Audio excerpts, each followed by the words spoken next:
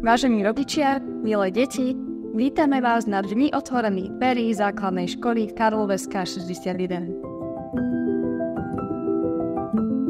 Volám sa Eva Horníková a som riaditeľkou základnej školy Karloveska 61 v Bratislave. Táto plno organizovaná základná škola vznikla v roku 1969 a od tých čias stojí na pevných hodnotách a na pevnom základe. Partnerstvo, tradície a nové trendy to sú tri základné piliere, na ktorých naša základná škola stojí. Partnerstvo so žiakmi aj rodičmi, nové trendy, ktoré sú samozrejmosťou od digitalizácie, projektového blokového vyučovania a momentálne začínajúce kurikulárnej reformy a tradície, ako som už povedala, od roku 1969. Preto vás ešte raz srdečne vítame a veríme, že prežijete krásny mladší i starší vek v našej škole, základná škola Karloveska 61. Prajem vám príjemný deň a ešte krajších 9 rokov.